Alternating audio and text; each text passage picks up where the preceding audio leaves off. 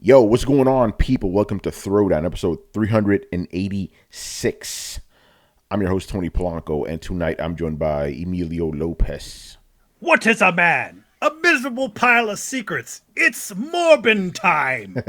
Oh, man. Carlos Romero. Yo. And Brian Manjoma. Yes, Sony, it was a technical error that caused people to pay you more. We all believe that. Oh, man. That's not in the sheet. We should probably talk about that. Very interesting occurrence with PlayStation, you know? They do, Ray. We'll talk about that. I'll add it to the show. By the way, okay, Chris is out. We already knew about that. Brett may show up. And Adam, we don't know what's going on with this, man. We don't know. He's he's doing his thing. He's He's walking around on the internet. All that. Yeah. By the way, right now there's a guy streaming has been streaming all of Morbius on Twitch for the past 12 hours. How the fuck are they getting away I don't with that know. shit? I don't know. You know, like if Metallica can't even play their own fucking music, and they get a copyright strike from fucking Twitch. Yeah, even And Twitch this doesn't guy's- give a shit. Yeah, I guess Twitch is not giving a shit. Maybe because the movie's just so bad, even That's Sony's just like, whatever, just play that shit. See, here's the thing about the Morbius people, right? See, I'm okay with the Morbius people because they know they're hyping a bad movie. They're having fun with it. That's cool. They don't think it's high art like the Snyder folks. You know, that's the difference. If the Snyder people said, you know what, these movies are terrible, but we're gonna hype it up anyway and have fun with it, that would have been perfectly fine, right? But no, they think it's high art. You know, dumbasses. You know, it's Morbius is like The Room. You know, it's just it's just It's horrible. the room of superhero movies. It's the room of superhero movies. You Yeah. know, people just watch it just because of its absurdity. Yeah. Did you see the KFC account make fun of it?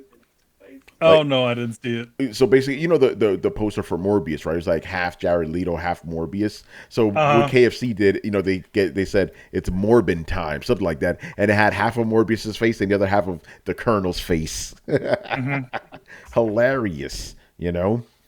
By the way, Assyrian Air Force goes, he enjoyed Morbius and it was better than Fantastic Four. That's not saying much. No, that isn't saying much. What I left behind in the bathroom today was better than Fantastic Four, you know. So that's not really saying much. And Fan Four Stick. And Fan Four, you know. See, that's a conversation now. Which is worse, Fan Four Stick or Fantastic Four? Yeah. See, at least the Fantastic Four had Jessica Alba in it. That's like the only saving grace. You know, her in that tight suit. I like that. I enjoyed that very much. And I like, even though he looked corny, I like Michael Chiklis as the thing. Yeah, Michael Chiklis is you know? the thing. Yeah. Hey, but you know what? Chris Evans was fun. Chris Evans he was wasn't fun. bad. He was fun. No. He was fun. You know. You know what? I'm going to say this. It wasn't bad. I'm going to say this. I like the cast. I just thought the movie was bad. You know. Yeah, I would agree. Yeah, good cast, bad movie. Bad movie, good cast. Other than the fact that Chris Evans and what's her name, Jessica Alba looked nothing like. They look siblings. nothing. Yeah, they just but you know how it is. Whoa, who's joining? Oh, it's a Brett, and he's on camera too. Whoa! What is this? Hello, Brett. Maybe not camera. Yeah, you are on camera. Oh, is it actually working? Yes. Yes. Oh, We should get to see What's your up, beautiful people? face, sir. How are you? You're like the Emperor there with your hood. Yeah, man. oh, I'm tired.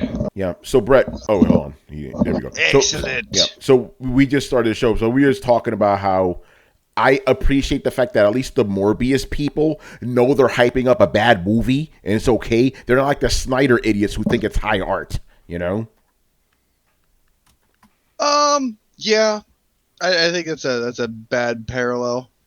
You know what I'm saying? Like, if you know the movie's bad and you're hyping it up because it's bad, that's fine. You know you're in on the joke. If you're unironically praising the Snyder movies, there's something wrong with you. No, I know. I feel like a better counterpoint to that might be the Doctor Strange movie. Oh, because that movie's that bad too? No, because I mean, Sam Raimi is the king of is it great? No. Is it good? Yeah. Yeah. That's fun. Yeah. That's what Sam Raimi does. That's what his whole career has been. Even when he's really killing it, some of the Evil Deads are like, all right, is this a factually good movie? No. That's kind of the fun of it, though. Yeah, I think with like the Morbius movie, it's just objectively bad, but everybody knows it's bad. But they're having fun with it, and I appreciate that. That's okay. Anyway, before we get into the show, bit of a sad note. Actually, a lot of a sad note. But this does tie into video games, so we got to do it. We got to give our respects to Mr. Ray Liotta, who unfortunately passed away today at the age of 67.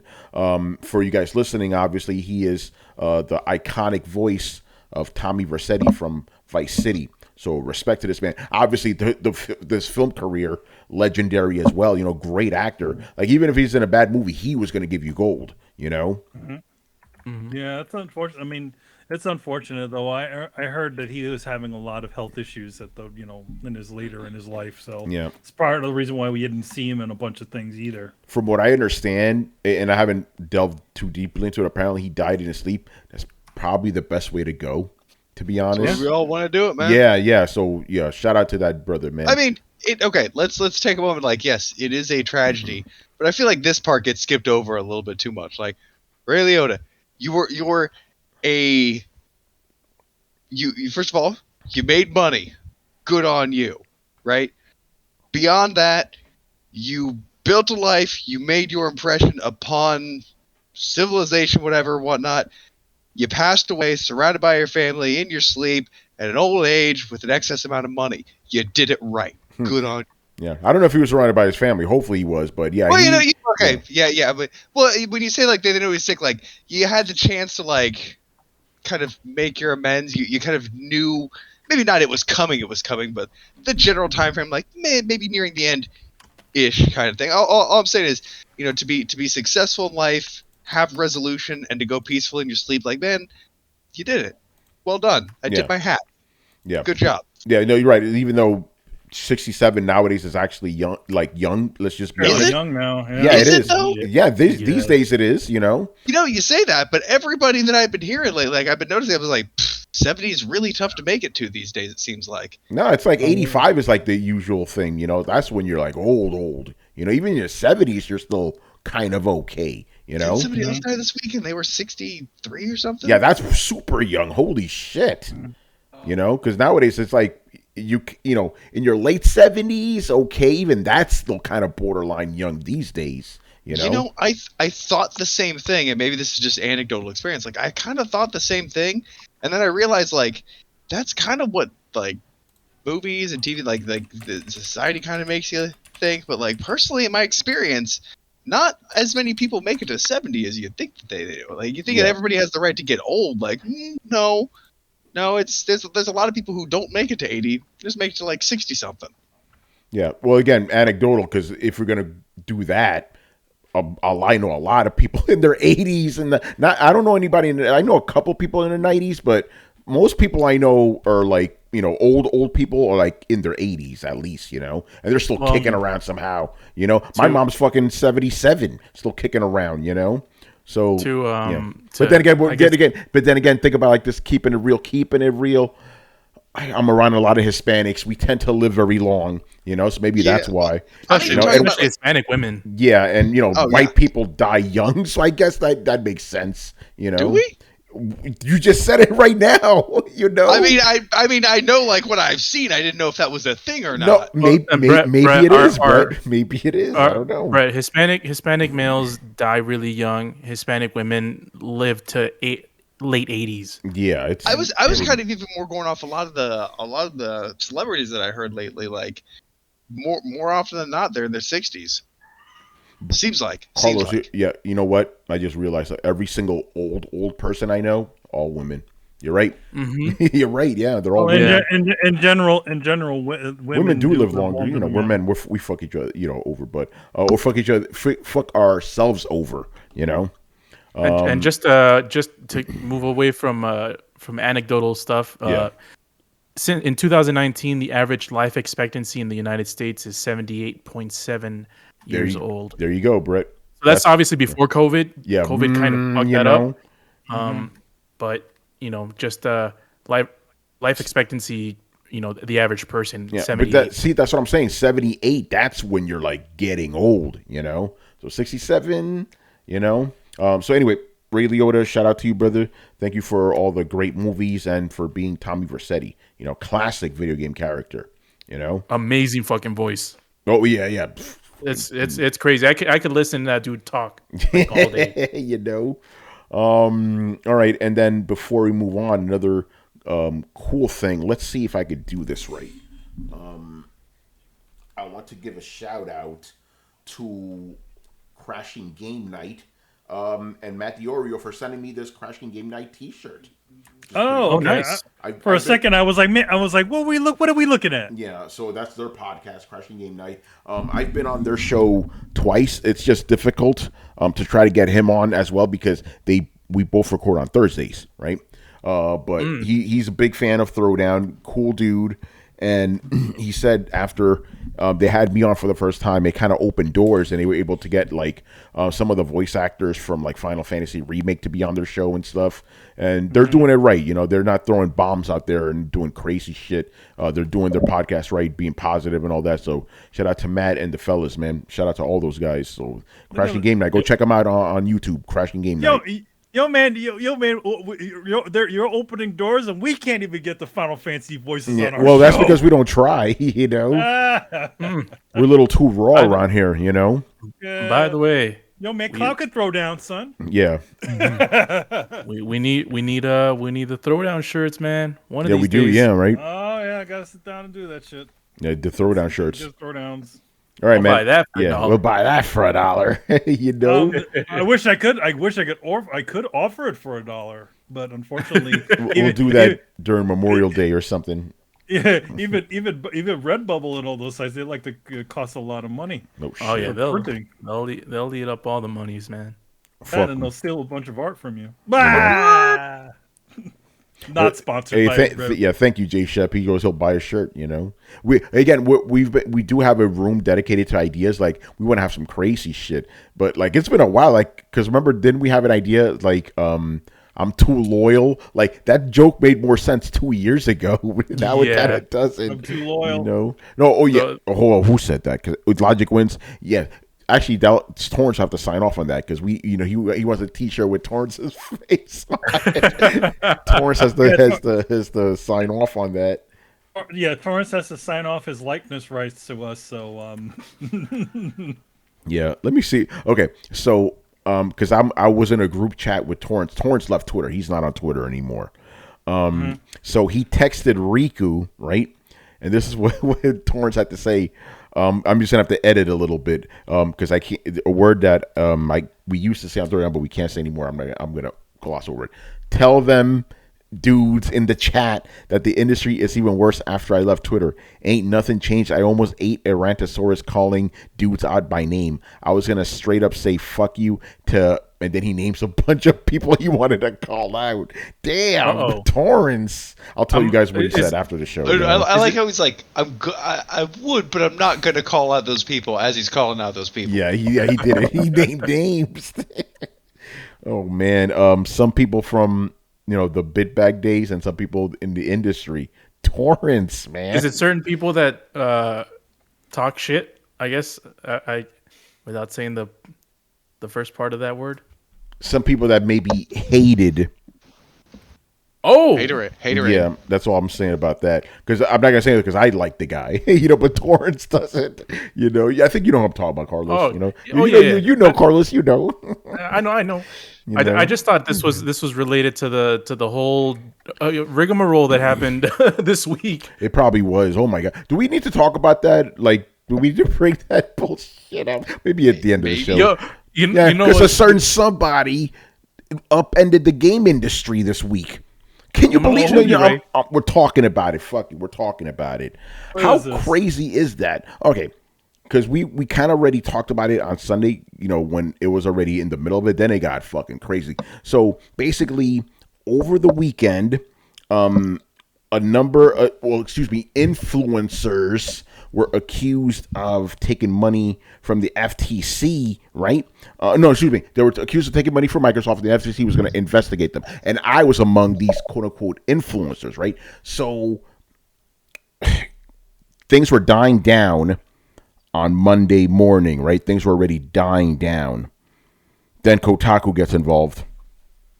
Oh, but here's the Oh, thing. yeah. Here's the quotes thing. me and everything. But here's the thing.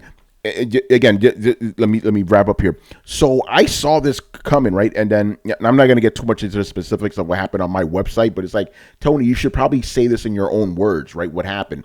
So I did some investigating, right? Because I thought it was me, Gene Park, and a bunch of other guys. No, it turned out it was just me, Gene Gene Park saying we're unsubscribing for Game Pass. Two dudes set the whole internet on fire unintentionally. How crazy is that? You know? So yeah, and then again, yeah, I hate that. But people in the job saw that like, oh my god, Tony, you're an influencer, unironically saying that shit to me. I'm like, no, I'm a fucking game journalist, dude. You know, don't dare call me that. It's insane, but literally all this happened. I'm still shocked. I'm like, two motherfuckers, you know. And me and Gene, we do not think of ourselves as these high and mighty guys. We're just regular dudes. But you know, because man, like you said, that fucking check mark, man, motherfuckers see that shit. You know that it's over. You know. But again, I made lemon into lemonade. So basically, I wrote at length why I think, because people thought I was a hypocrite because I always praise Game Pass, but I'm unsubscribed. Like, oh, you're a fucking hypocrite. Like, no, I can have two trains of thoughts here. Dude. Think about it like this, and Brett, I'm pretty sure you could, you'll understand where I'm coming from. I could look at a piece of salmon, right, and appreciate the culinary skill that went into it, but I don't care because I don't like salmon. Those aren't. Well, dude, it's not even like that. You looked at a cheeseburger and went, I'm not hungry right now. I'm gonna come back when I'm hungry and eat that cheeseburger. You know what? That's a better analogy. You have a problem with cheeseburgers. Oh my god, no! That's actually no, because literally that's what I said. Like, hey, this isn't for me right now. I'll come back later. I said that. I actually literally said that. You know, and motherfuckers started making videos about me. It went insane over two dudes. You know, so it's crazy. Xbox got involved. The Xbox Twitter, the Game Pass Twitter. That was, they clapped back hard though. At Kotaku got ratioed like a motherfucker. Did you see that shit? You know? Yeah, it pissed me off, to be honest, because I even quote-tweeted and I got mad. I got mad at Xbox's response too. And by the way, if I was being paid by Microsoft, why the hell would I call? I called them out on that. I quoted them like, why would you? Because they said, oh, tell me you don't play indie AAA games without telling me you don't play AAA games. I'm like, hold on, whatever happened to your games anywhere you want? Remember they said that whatever games you want, we got you. You know, and I'm sorry, you promised me AAA games, at least 5 of them a year. Where the fuck are they? Why should I keep subscribing to this shit? You know, again, Game Pass, great fucking service, great value, but it ain't for me. Yeah, I didn't even mind Microsoft's clapback because, like, for the most part, it was a kind of a clever little clapback. Like this whole thing is about optics. Like, I understand why they would even say what they did. And I think your response was like, nah, motherfucker, I just already played all these indie games. Yeah, that's the other thing. And Gene said this too, because people always go, oh, no, you need to play this, and that. And you give them like, I played them. I don't care. I don't care for these type of games. You know? Yeah, well, and see, that's the thing. The other thing too, like, Tony, you unabashedly say, yeah, I don't really love low budget indie games. I like the Transformers of video games. I like the big budget explosion, shit in my face. I like that shit. Give me polish. Yeah. And there's nothing wrong with that.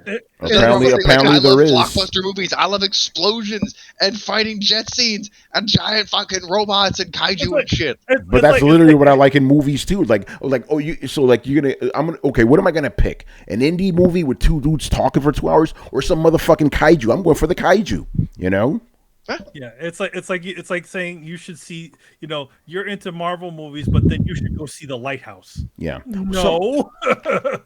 Okay, I said, okay, by the way, your boy, I now have Apple TV for like November 2023 without paying a cent, right? So I'm like, oh, great, I get to watch Prehistoric Planet and that Monsterverse shit. Oh, you should watch this Idris Elba movie. And I'm like, does it have monsters in it? Like, what does that have to do with anything? What the fuck? Why are you recommending me something that has nothing to do with what I like? Yo, Tony, tell me you don't like art films without telling me you don't like art films. Exactly. You know, but I'll be real though. Yeah. Go ahead. I don't understand why people are getting all up in arms for this. Like it's something that should be fucking apologized for. Like, look, man, everybody's allowed to like the kind of games they like. That includes the people who tend to like mainstream or big budget games. That's okay. Quit throwing hate.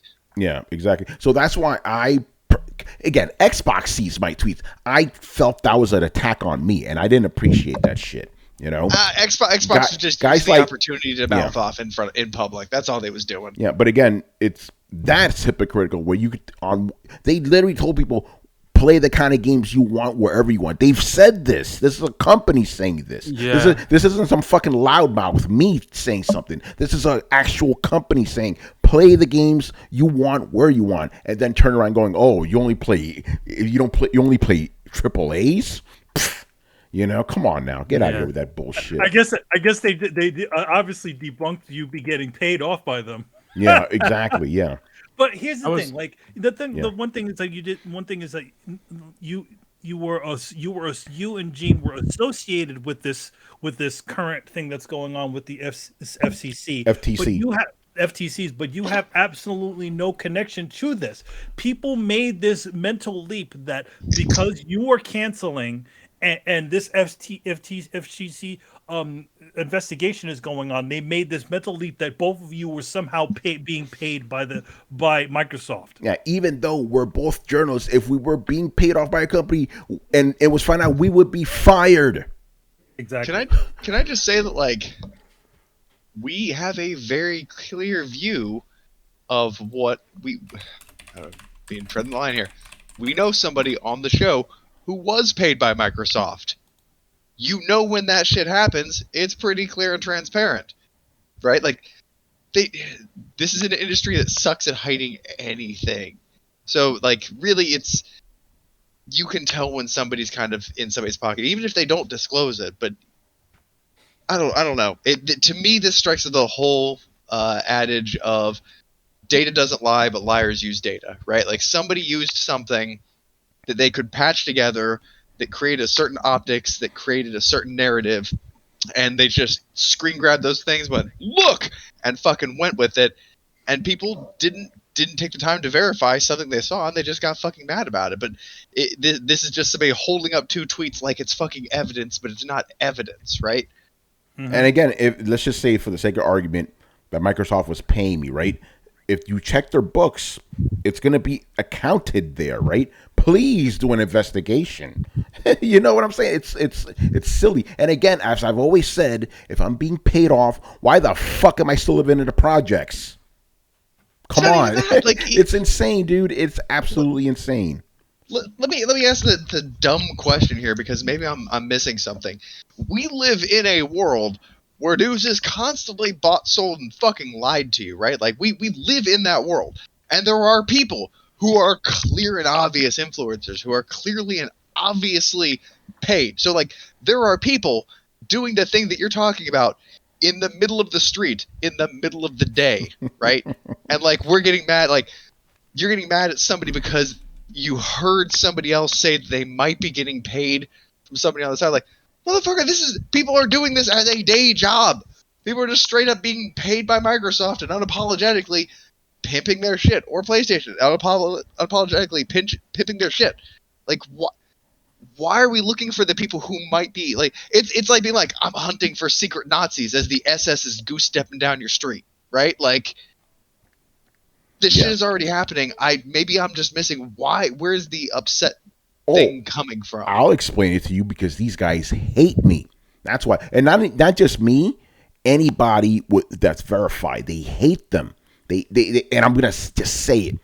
They hate me because they ain't me, right? Which is ironic. I'm like, yo, I'm not even living that high of a life, but these guys think that I think I'm better than them, even though I'm not. You know, it's just the way it is. Like, you know, eat the rich and all that shit. Even though I'm not fucking rich at all, but it's that thing where, like, if you haven't done anything in your life that, you know, or if you feel unfulfilled in your life, I'm trying to be very careful. If you feel unfulfilled and you see somebody kind of doing it and you hate them for that, instead of trying to do what, you know, let me finish. Instead of trying to better your situation, try to maybe get there, No, because it's easier to try to tear somebody down. That's where all this stems from, and it's really like aggravating because again, there's nothing special about me. I'm a regular dude who likes video games, and I just so happen to be decent at writing.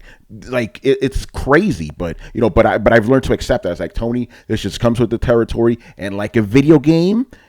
When there's enemies in your path, you're doing the right thing, so keep going. Because there's nothing I could do. I can't fight against this shit. All I can do is just comport myself as professionally as possible. And thankfully, I didn't clap back or any of this shit. I just ignored it. I just muted my own threads and moved on. It's crazy. I feel like it's not even that. It's just a whole bunch of fanboys in their feelings, thinking, and it does have to do that you have a check mark and that you're a gaming journalist, because what they see is, and in particular, this one was the Xbox that went after you. And what they see is you saying, I'm subscribing from Game Pass. And what they saw is, I'm subscribing from Game Pass. Here you go, ponies. Here's your ammo to go after us. That's interesting because I caught flack from both sides, right? Well, because the ponies already hate you. Yeah, exactly. So it was like the Xbox guys hated me because I subscribed. And then the ponies, they saw me as a hypocrite. So they started coming after us. I got hate from both sides, It's I united the gaming community. Ain't that something? I united them in hate. Yeah, it's all fanboy bullshit. I mean, a lot of there's a lot of people that I know that that I'm cool with that were tweeting. They were tweeting about. I don't even think they even included you in the tweets, but they're saying there's no reason why they should tweet about this. Like, why are they tweeting that they're unsubscribing from Game Pass? And I'm like, well, this dude literally tweeted that he unsubscribed from Netflix like 2 weeks ago, and no one said shit. Yeah. So, dude, it's Twitter. It's 140 characters for inane bullshit coming out your ass. People tweet about what color their poop was today. What the fuck do you mean? What are you doing tweeting about this? Yeah, exactly. Exactly. And the whole thing is these people see Tony that has a blue check mark, who has a lot of followers, and they're seeing that he is unsubscribing from something that they put so much stake in their livelihoods with, and which is Game Pass, which is Xbox, or even in vice versa. If Tony said he was unsubscribing from PSN Plus, people would have come after him from the other side. So, but he said he was coming back. That's the part I don't get. Well, it's a fanboy bullshit. Yeah. How somebody gets offended by, not right now, I'm gonna come back here in a little bit. Like, all this should have been was like, Tony saying that, people would be like, hey, the worst somebody could have said is like, not big at it, you clap at Tony for not liking AAA, or for not liking, more indie titles than AAA games. And that's when you can kind of take your licks and you're like, yep, that's me. Like, people with me like, oh, haha, Brett, you like broken games. Huh, yep, laugh at me. Let's move on. Right? Like, you take your little licks, you move on. If I could, that should be the end of it. This it shocks me that people. If Tony had come out and been like, I fucking hate this and I've changed my mind and this is a terrible value and no gamer should ever get Game Pass, like, now maybe, guy goes on fucking psychotic tirade against Game Pass kind of thing. There's your story. But guy says he's temporarily leaving Game Pass. We'll be back later this year. Like, not really like, or early next year. Not really fucking newsworthy when you had that second bit. Yeah, no, but again, the hatred, and then of course Kotaku has to be Kotaku and drag this out. But even they were like, even they said these guys are unsubscribing for now. They literally said that in the headline. Like, okay, Oh, by the way, real quick, because I want to bring up something J Shep said. I actually received a reply saying that you said you were leaving Game Pass to go to PlayStation Plus, and I was like, when did Tony say that? Again, because fanboys don't listen to the show, they don't read it's selective. I've said I am not going to subscribe to any of the higher tiers of PlayStation Plus for the same reason I'm going to subscribe for Game Pass. I don't want to play old fucking games. It's the same shit. The only reason I'm sticking with PlayStation Plus is because I need to play online with the fellas. PlayStation Plus is not any better than Xbox Game Pass, But people hear what they want to hear.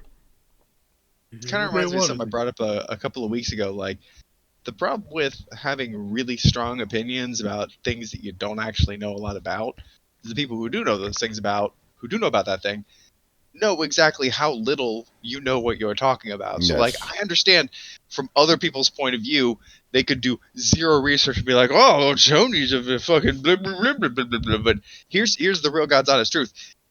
Tony, all of us on this panel, and anybody who's ever talked to Tony for more than 5 minutes knows that's not fucking the case. And so you can argue that it is until you're blue in the face, but from the point of view of everybody who actually understands, you're just making yourself look dumber. And I think that's why the whole panel's having this kind of reaction of like, that's fucking stupid. Yeah. And I'm pretty sure most of the people listening are of that mindset, like, well, that's fucking stupid. That's what the chat's doing. Like, that's dumb, you know.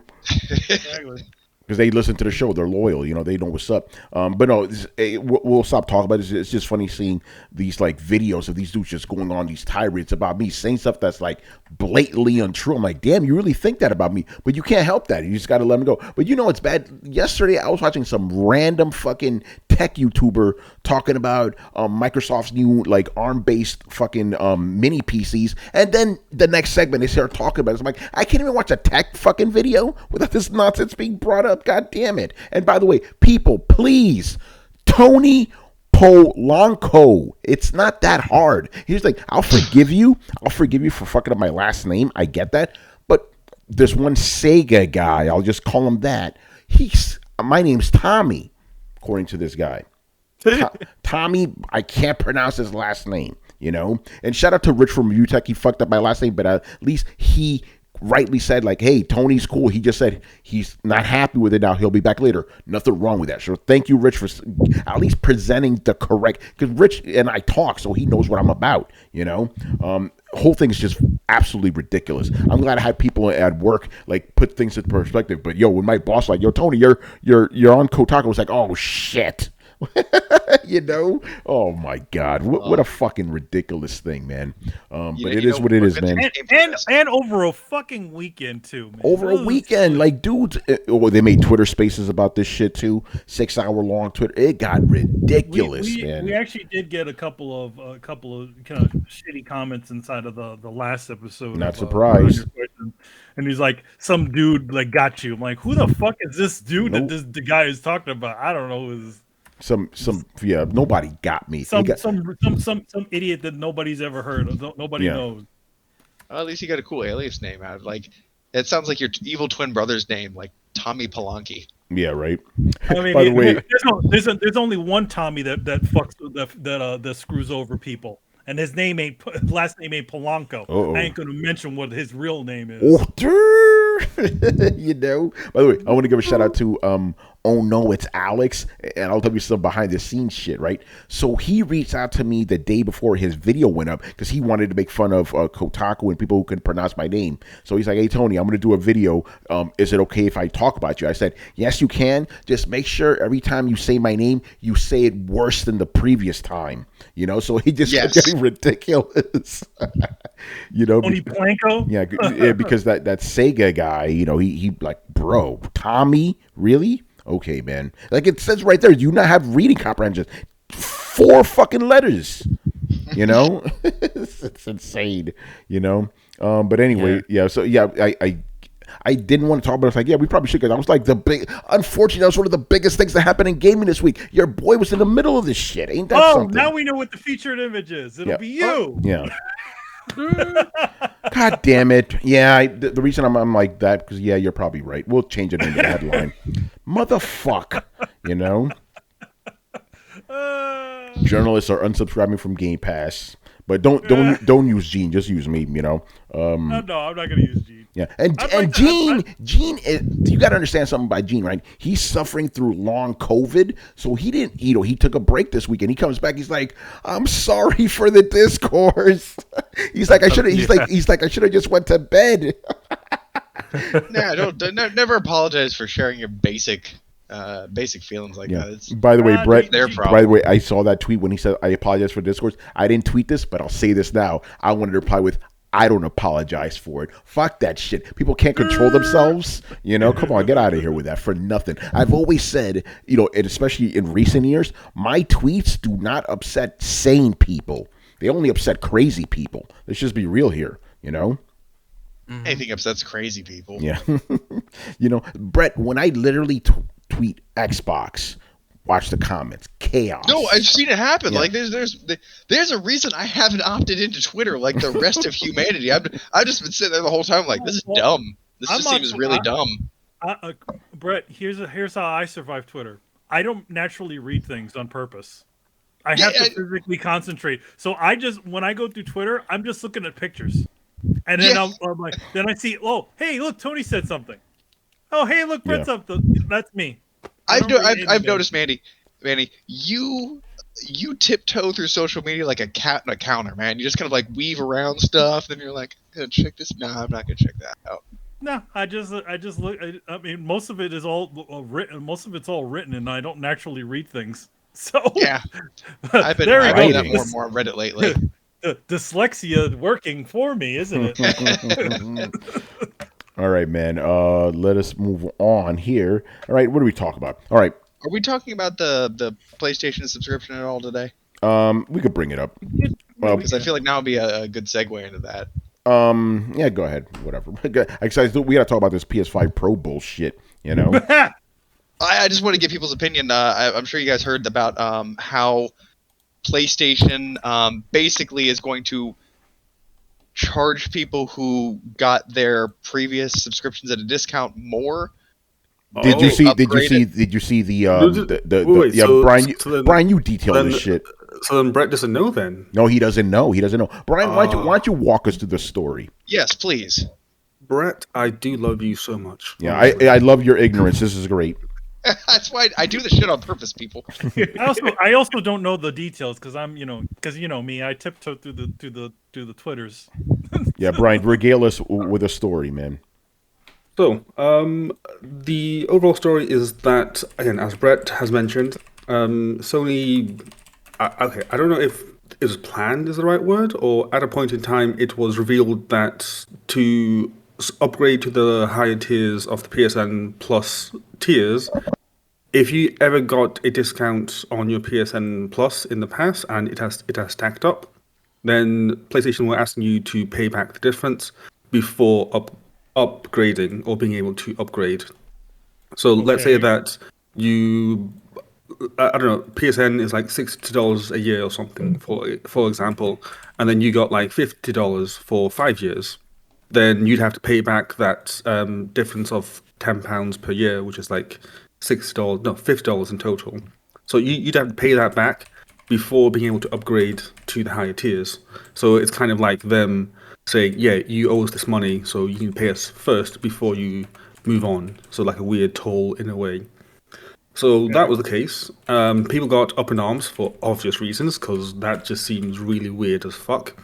Yeah. And then out of nowhere, PlayStation just comes out and says, oh, yeah, that was a technical error, people. Like, we're sorry that you guys had to see that. So there's nothing to see here, people. So basically, yeah, they just said it's due to a technical error that person had to see that, or that person was given that as an option. And I'm just like, it's funny how that works. You know, it's a technical error for people to pay you more. It's never the other way around, is it? So what, like it just accidentally got, somebody tripped, fell, and accidentally programmed that link through or something? Apparently, but I'll read PlayStation's official response here. Due to a technical error, players in Asia who have previously purchased a PlayStation Plus membership at a discount have been incorrectly charged for their upgrade price. This error has been fixed and impacted players will receive a credit. We thank you for your patience. So there you go. I don't think that's how that works. I mean, you call me skeptical here, but like, I don't think that you accidentally tallied the amount that they had received, unless you're just automatically keeping track of the deficit that each customer owes you through their savings and some like hidden part of an account that tracks them. Like, something took the time to calculate how much money PlayStation thought that it owed them and then charged them for that. Does that happen? Somebody more technical, please explain this. Does that happen on accident? Because I'm pretty sure it doesn't. I can't see how it can happen on accident. I really can't. And the thing that gets me is that they said it's a technical error. So I'm thinking that, okay, so this error made it all the way through from development to production. So I'm sure that Sony has or PlayStation has checks and bounds in place to check that like certain things aren't happening. There's like regression tests that should have happened, I guess, on whatever thing that they were planning to roll out.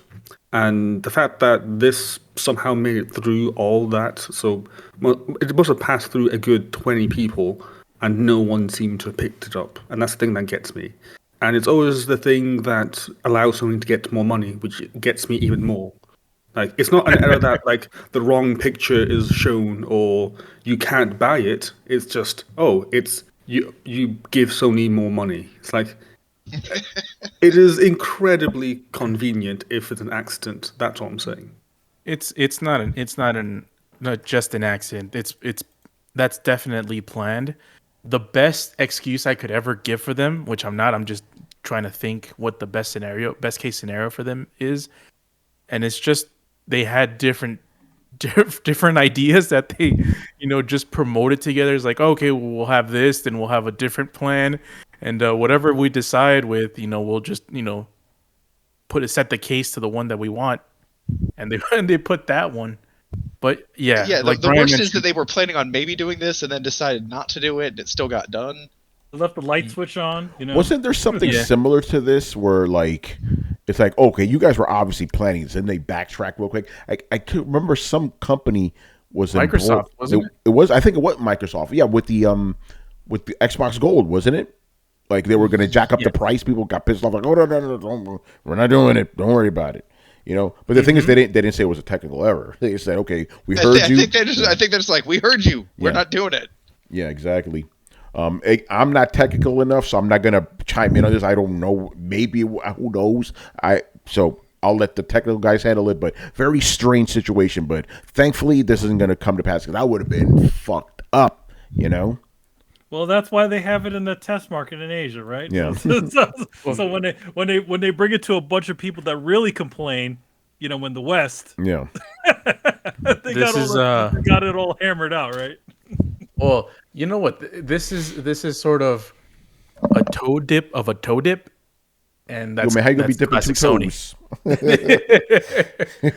They're like, oh, let's release. Toe is a smaller foot. Yeah, it's like someone that tweets something outrageous, and they get flagged for it, and they're like, "Oh, I got hacked." Oh God, yeah. How many times have you seen that shit? Oh, it was hacked. This is the same thing. I'm pretty sure they knew what they were doing. They're like, let's see how well this goes off, or let's see that we can get this to slide by, and we got the blowback, and it's like, oh, error. Yeah, let's try that. Oh shit, they don't like it. Pull it back. Blame it on the IT guys. Jim Ryan's like, okay, we'll try it out on them, and if they say something, then we restrict it. Yeah. So there you go, Sony. What are you doing? What is you doing? Did you hear the other controversy that kind of got overshadowed by that one? Oh no. Does it involve Tony? Yeah. Not quite, no. No. The thing was, because it's launched in Asia, the whole PSN Project Spartacus, it's easy to say that. It's out in Asia now. What they found is that the PS1 games, and it's only the first-party Sony games are affected by this, which is, again, weird. Okay. They have found out that it's not the NTSC versions that got released, it's actually the PAL versions. Oh, yeah, we got to talk about this shit. Again, only the first-party ones are like that. All the third-party PS1 games are not. It's the NTSC ones. And here's the funny thing, Brian. Do you remember with the PS Mini, the same thing happened where they had these 50 hertz games? Like, what the fuck? So this isn't the first time Sony's done this. Well, yeah. The one thing is that I know that Sony used to whenever they release something in Europe, it'd always be a little bit later.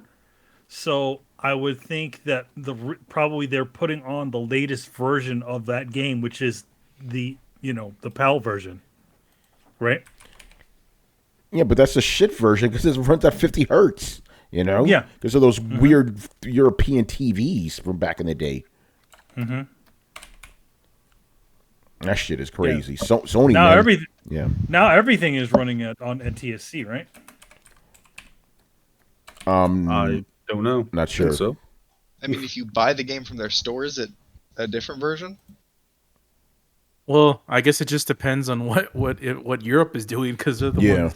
Yeah, because remember, all that came because of their funky TVs. But it could be, it could be that things are getting just more streamlined. I mean, remember, I don't think region codes are a thing now, are they? Like, No, they're remember, not. you couldn't buy a Blu-ray or something from there because kind of similar thing. No, yeah, but the one thing about it is that like Japanese region DVDs actually do work. Like Japan and the United States are in the same region, so you can run their DVDs. Mm-hmm. On Yeah. Blu-ray. So hopefully things are more streamlined, but I mean it's difficult to it's like which North American's gonna buy a TV from Europe or something like that. So who knows. Yeah, we'll see. All right, sticking to the Sony news. So, TCL, right? They make TVs. This is what they do, right? They teased that PS5 Pro and a new Xbox Series XS is coming in 2023. They had a whole slideshow and everything, right? So we are left to wonder, okay, do they actually know this is coming, or do they project this? Because they're basically saying, hey, these new consoles are going to be running in 8K, perfect for our TVs, So it's like, 8K? It's like, what? But before we, and then obviously there's a whole, elephant in the room. It's like, you can't even buy a PS5 now. You're going to get a PS5 Pro? Really? So what do you guys make of this? Because I have to just assume this is the only thing that makes sense to me, that they're just projecting these things are coming. I mean, I hope that they are. I hope that now nobody can find the current systems. But it doesn't matter. Like, here's the thing. Like, I understand pandemic is happening, but we have a choice. We can either let that affect the length that the console is out, the generation, or we can not let it affect the generation. We can let it drag on 2 more years than a normal generation would, or we can not. And technology, they're not stopping making new chips, right? They're not stopping advancing technology. So we're either going to end up with systems that are really fucking old, or we just need to kind of get on with the whole fact, been out for almost 2 years, man. It's about time to start pumping up that whole Pro thing, because that's when that shit happens. That or the Mini. 2 years in, that's usually when we start getting the alternate systems in. So, yeah, pandemic's been happening. Yeah, the supply line's been ruined, but I'd rather that go this way than artificially extend the lifespan of the console. Know what I mean? Yeah, but if you can't get these systems, what makes you think you're going to get the next ones? I don't think you're necessarily going to be able to get them. I don't think that's necessarily what it's about. Although, if you can't get these systems, you might be able to get those ones because they're more exclusive. They're a higher buy-in. So, therefore, less people are going to buy them. But, again, because obviously things have changed. They would still be under the same semiconductor shortage. It would still be affected by it. But now Sony gets $800 for every PlayStation that they sell. But how are they going to manufacture them if they don't have the components? Well, they make one less regular PlayStation and sell another PlayStation for twice as much. You're not answering my question. You're saying where do they get the extra parts? Yes. And I'm saying they take a PlayStation 5, a regular PlayStation 5, off of the line and use those pieces in the PS5 Pro. So they have one less regular PlayStation 5 coming out off the line, but one more PlayStation 5 Pro, right? They're just upgrading. Yeah, but if you're already having a hard time manufacturing a regular PS5, these new systems are not going to be any easier to get. No, but they're not going to be any harder to. Right? Like let's say I have enough components for 10 PlayStations, right? I can make 10 PS5s or 5 PS5s and 5 PS5 Pros, right? Now, if I'm charging $250 for the PS5s and $500 for the PS5 Pros, right? How am I going to make more money? By selling half and half, right? You may just reduce the supply of regular PlayStations and start putting out some Pros. You're making more money off them. There's a higher buy-in. You're going to get more of your dedicated fan base, the people who are bitching about not being able to find it. Fuck, if they're paying $1,000 for a scalper, why not release a more expensive PlayStation? But all right. I have nothing. I have nothing because I'm like, you cannot build them on something that if it doesn't exist. That's my point. You're not gonna magically have more PlayStations available. No. Who said? That's what I don't understand. Like in my scenario, you still have 10 PlayStations. You start with 10, you end with 10. Nobody's making more PlayStations. My thing is like the problem isn't fixed. Understand? It's still the same problem. So that's why I'm like, what the fuck is the point of this? You know? Well, they would make more money off a Pro than they would a regular one. Okay, more how does this benefit the regular person that can't get a PlayStation? It's not thinking about the regular person. Why does Sony care about the regular person? Sony cares about Sony and making money. They have never cared about the regular person. Well, okay, so they don't care about selling systems then? No, they're going to sell systems either way. If they put out a Pro, they sell more expensive systems and make more money. I'm done. I can't. Okay, we need a referee in here. Am I not making sense? You're absolutely not making any fucking sense to me at all. You make complete sense to me. Okay, explain it to me because apparently I'm a fucking idiot. I'm like, okay, you're gonna have a PS5 Pro to maybe this is the part I'm getting it wrong because I'm thinking you're gonna release a PS5 Pro to maybe alleviate the problem. No, right? they're not really alleviating anything. It's not. They're just gonna make more money. But how are they going to make more money if the system, you can't even get the regular system? If you can only sell if you can only sell 10 PlayStations, are you going to sell 10 $200 PlayStations or 10 $400 PlayStations? Which is going to make you more money, Tony? If you can't even sell any of these, no, don't. You didn't answer the question. I said if you. I did answer the question. I did answer. If you have 10 PlayStations. Yeah. Again, if you have 10. Brett, you can't sell them to begin with. So, okay, so you're saying if you have zero PlayStations. Basically, your question is moot. It makes no sense.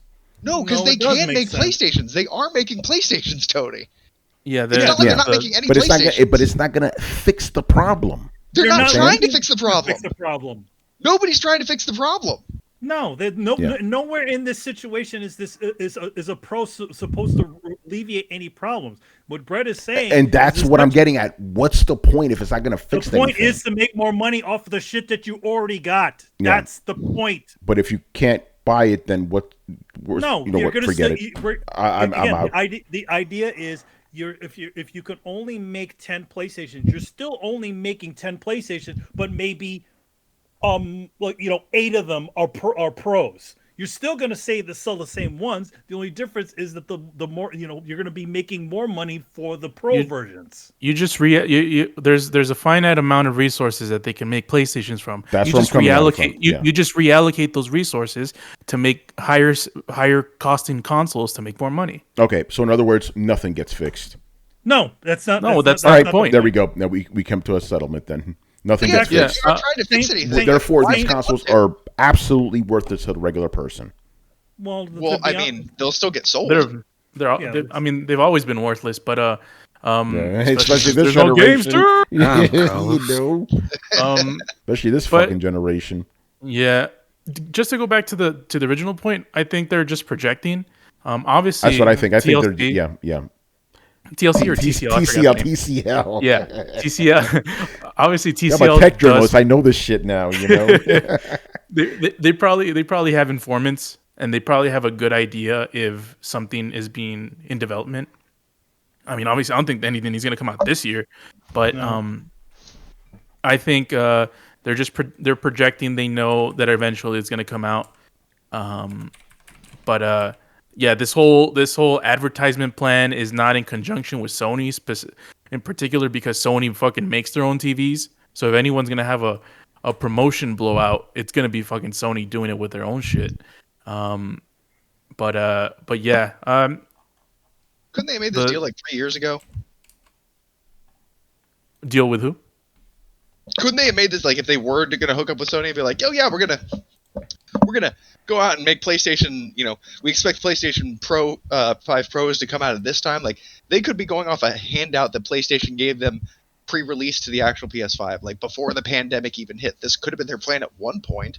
Like, well, it could. Nobody knows if this even was real at one point. It doesn't even matter because it may not even still be relevant. Yeah, well, I mean, it's interesting though because they would have done it probably with the PS5.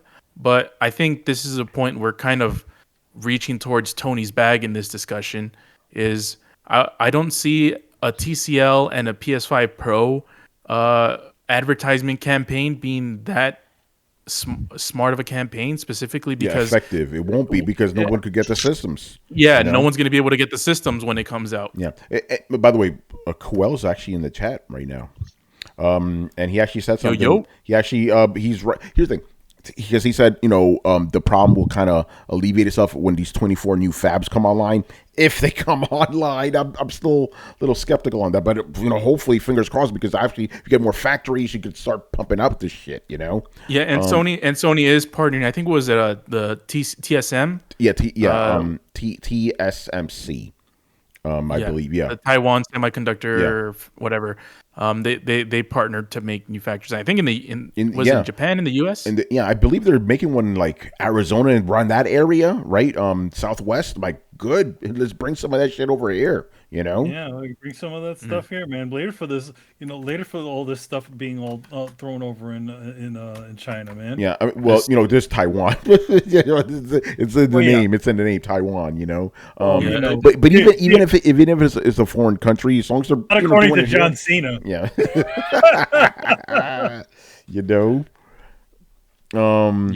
that Taiwan's a country, man. Anyway, go on. I feel like also we're not at the worst of the shortages. I think it's getting a little bit better. But obviously we still got a ways to go. So when the PS5 Pro would come out, which at earliest probably next year, my guess would be 2024. I think would be that's what the experts are saying. That's when things will really alleviate the semiconductor shortage around 2024. That's when it really kind of not be gone, but really dissipate. But we still got to deal with this shit for another year, actually year and a half. Mm-hmm. I mean, it's smarter for them to, despite them making more money, technically speaking, if they dropped a PS5 Pro. I mean, they could also make a shit ton of money just waiting until everybody gets a regular one and then releasing the PS5 Pro, so half the people buy it a second time. Yeah. Or they could do the usual thing where they do a slim and then a Pro. Oh yeah, no, that's devious. Mighty Nerd. Yeah, they probably would be running on 5 nanometers chips and stuff, but but we'll see about that. Again, I still personally think it's a bad idea to be releasing these consoles this generation. By the way, go ahead. We are seeing an alleviation of GPU. We are, yeah. They're actually coming down to MSRP finally. Mm-hmm. But here's the thing. Here's my question, because we know the prices are coming down, but availability is still a little, not there like that. Yeah, it's still not at its most optimal, but it's way better than it was the last 2 years. And I do have friends now that have gotten 3080s in the last couple of weeks. They joined the party, man. They joined the club. Joined the club. Man, they can ray trace now. Yeah. Yeah, man. I'm like, man, I've been here by myself for 2 years, man. Where you guys been at? Like, man, I'm already ready to update to ray tracing too. Sir Rich alive, my man Rich.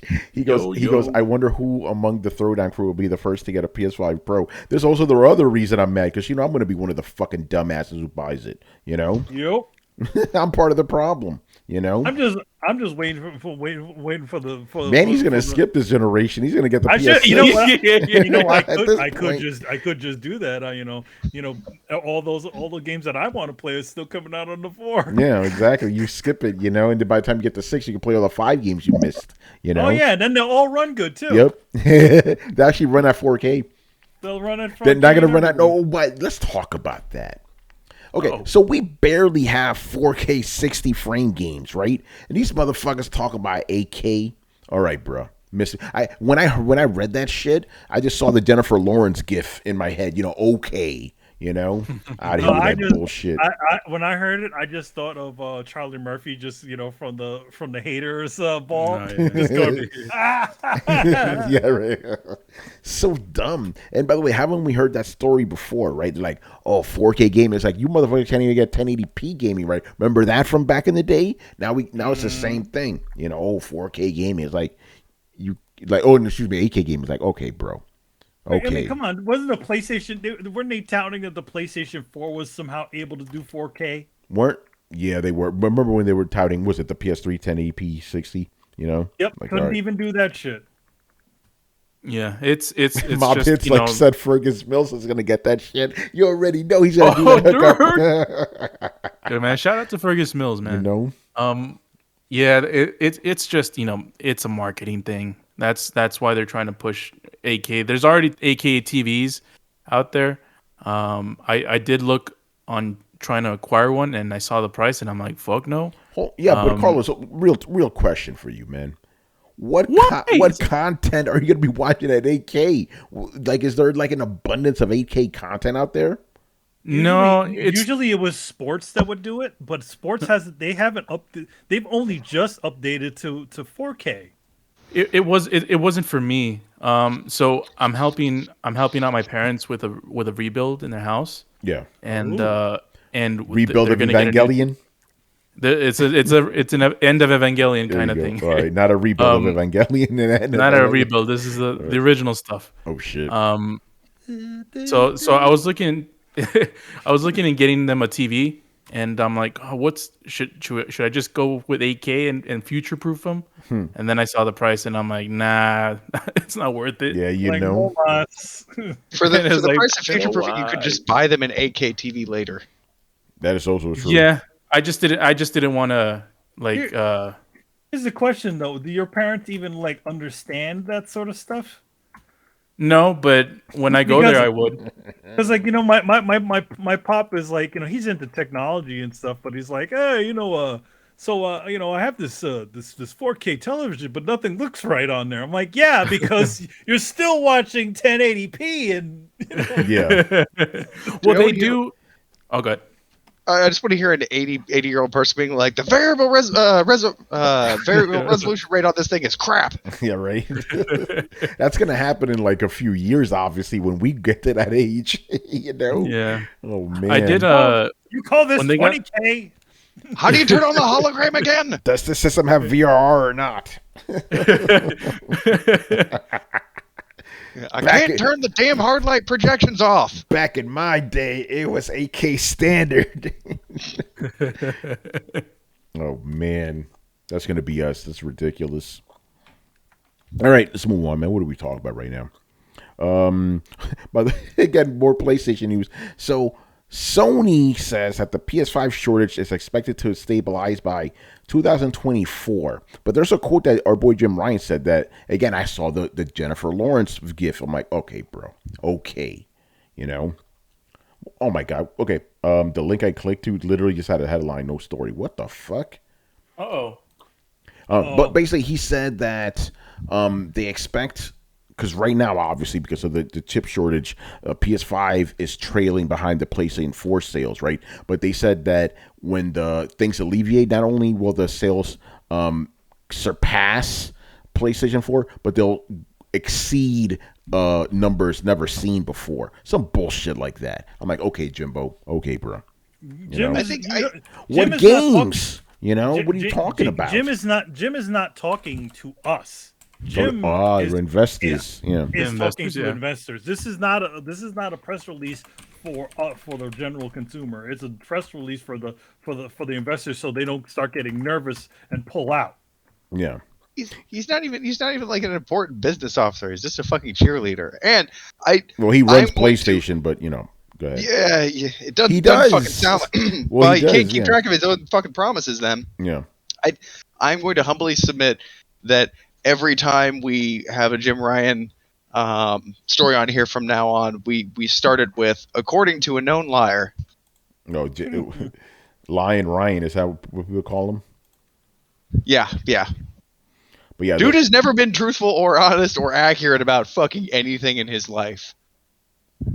Yeah, remember what he said about backwards compatibility games? Like, nobody wants to play. They look like shit. They do look like shit, but people want to play them, you know?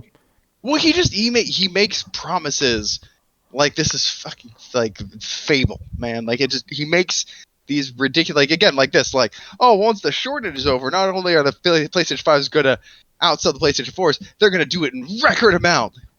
what makes you say that? Sunshine and good wishes? Yeah, it makes no sense. Yeah, somehow he's predicting people's actions. I'm sorry, you're not Nostradamus, buddy. Even Nostradamus confused shit and threw it all over the place. So 2024 does align with what experts say when the semiconductor shortage is finally going to end. I believe that they may come out there. I just don't believe the rest of his bullshit hype statement. Yeah, no, that's what I call. I'm like, get out of here with that bullshit, bro. So like, well, it's just the very concept of, according to my research, the results will be unprecedented. Yeah, like you generally can't put those two things together, man. I mean, that just, to be honest, his what he said sounds like he got it from a Magic 8-Ball or from a fortune cookie. Like he just opened it up and it says, what is it? Outlook looks good. My tarot reader said. Yeah, exactly. He went to Miss Cleo. I mean, don't get me wrong. Like, he didn't contact me. I don't 100% think that he could be wrong. Like, yeah, I assume that when the shortage lets up, more PlayStation 5s will sell. And I kind of assume, because of the expansion of the video game industry as a whole, that you should see a large amount moving, right? Like, it's easier to break records when your market keeps growing in size. And we've been seeing that happen for a long time now. So while I agree that there's a larger market than there ever was before, and people will want PlayStations, I don't think you can be like, it's going to sell a record amount. Oh, Brett, here's look. I've read through plenty of marketing speaks and all this bullshit to know what exactly is going to happen in this situation. And take this to the bank. All right, put your bets in. Shit. Jim Ryan in 2024, at the end of probably 2025, fiscal year 2024, he's gonna say to his investors, PS5 sales or PS5 production or something like that, akin to that, has increased year over year over 200% or something like that. and it's only because we're coming from a fucking chip shortage, and it's like, oh well, look, we've improved production by 200%. That's record numbers. No one's ever done that before. We've never done that before. We've never seen market growth this fast. Exactly. So what he's going to do is he's just going to use the fact that we're alleviating from a chip shortage into regular production numbers, and just saying that we've increased production by so much. And that's just how it's going to work. Look what we did. I can't lie. It sounds like it would work. And it sounds like, yeah, especially for investors who don't know their ass from a hole in the ground half the time. Yeah, that's a damn shame. That's probably going to work real well. You know what? When that happens, we have to find a way to cue this episode up and just be like, Carlos was right. Yep. Yeah, the worst thing about it is he's probably going to get a bonus for it. Okay, Carlos. When are you going to be making that Captain Obvious money? Well, I need to talk to. God damn it! What's his name? Wedbush Morgan. Oh, Pachter. I need to talk to Michael Pachter. I need to get in contact with Michael Pachter. Yeah, I mean, we got an analyst role, for you and Chris waiting for you. Yo. All right, I can imagine now. We'll put you both in front of the camera. We'll put bar graphs behind you and shit. It doesn't necessarily have to be anything. All right, man. Moving on here, more stuff. Again, kind of a hodgepodge week. Not much big happened aside from me destroying the internet. You know what sucks? I could actually say that statement unironically because that's literally what I did. How crazy is that? It's insane. That's why we can't have nice things, Tony. I literally broke the internet. Oh my god. Power without perception is useless and therefore of no true value. Yeah. All right, what are we talking about? Oh yeah, Geoff Keighley. Let's talk about Geoff Keighley. So what he's saying? So Geoff Keighley says to expect fewer third-party showcases because most of them are going to be at his show. Okay.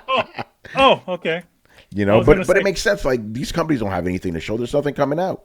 I was gonna say. Oh well, then there's no reason to watch that. Oh, No, but he says watch. He basically said you're gonna see third parties show their stuff off either at his show or first party showings, right? Like Microsoft, right?